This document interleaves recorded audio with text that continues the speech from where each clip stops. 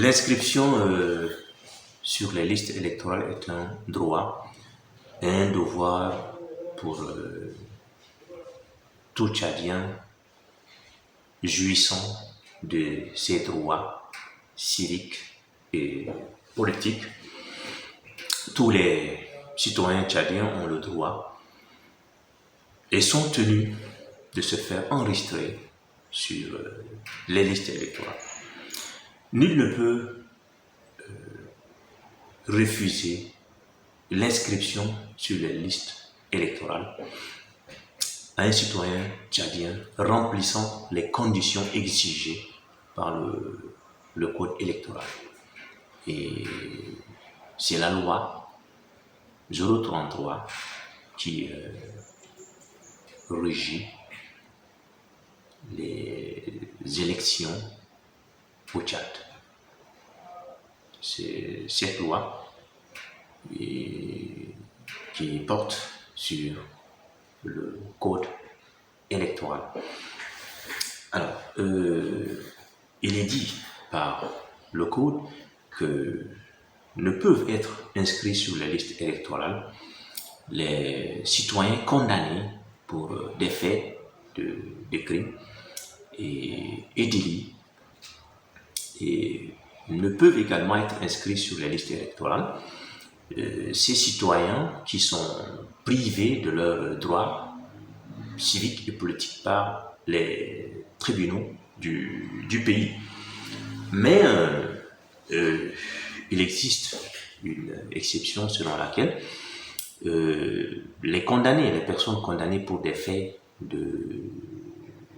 d'infraction involontaires peuvent être inscrites sur les listes électorales. Ces infractions involontaires, c'est lesquelles? C'est les homicides involontaires, c'est les blessures involontaires, les incendies involontaires. En fait, toute infraction involontairement commise.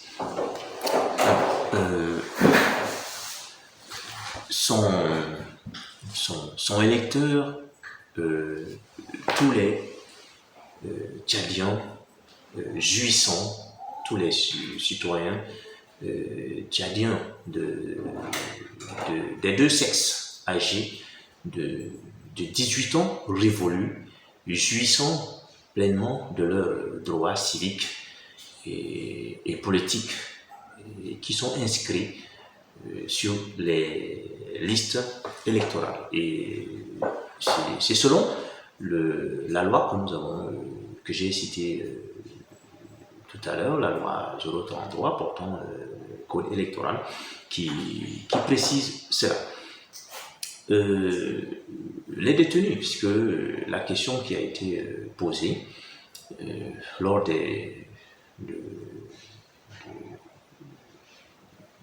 la révision des listes électorales, c'est le sujet des détenus qui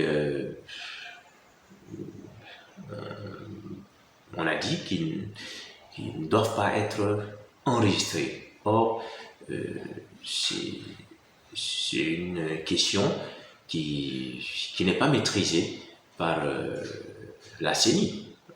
La CENI détient le code électoral et tout est prévu dans le code. Les détenus de la maison d'arrêt, il faut comprendre que ces détenus n'ont pas le même statut. Il y a des prévenus, des inculpés et des condamnés. Et tant qu'on n'est pas déclaré manifestement, formellement, coupable par le juge, par le tribunal, on garde toujours ses droits, on est toujours bénéficiaire de ses droits civiques et politiques. Et là, il faut comprendre que avant toute condamnation, il y a ce qu'on appelle la présomption d'innocence. La présomption d'innocence est un principe constitutionnel et toute personne qui n'est pas condamné est présumé innocent et donc jouissant pleinement de ses droits, lui permettant d'obtenir son inscription sur la liste électorale et au moment venu de voter comme tout autre citoyen. Nous, au niveau de la maison d'arrêt de l'Aï, nous avons fait enregistrer les détenus qui remplissent les conditions exigées par le code. Et au moment venu, ces condamnés vont exercer leurs droits, vont exprimer leur suffrage. Alors, il faut comprendre que les détenus de la maison d'arrêt constituent une catégorie de la population qui a une importance et qui ne mérite pas d'être négligée.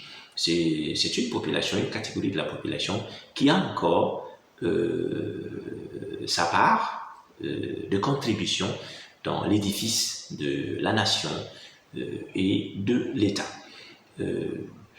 L'État nourrit et soigne cette population et c'est ce qui justifie cette importance. Et donc, c'est une population qui ne mérite pas d'être négligée, méprisée ou ignorée.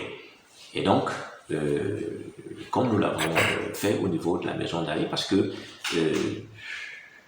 il est vrai que durant plusieurs échéances électorales, ces détenus ont été ignorés. Et voilà pourquoi, lorsque la question a été posée, nous avons dit non. Le code a été précis et que les condamnés de la maison d'arrêt, sauf ceux qui sont déchus de leurs droits civiques et politiques, ceux-là qui sont condamnés pour des faits de crimes ou de délits qui ne doivent pas être inscrits sur les listes électorales et au moment venu ne pas pouvoir voter.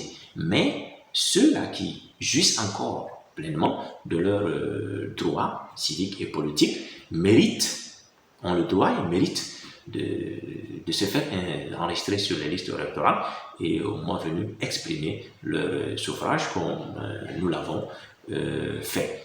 Et je crois que pour cela, c'est ce qui est normal. Et c'est ça, en fait, la démocratie et la justice.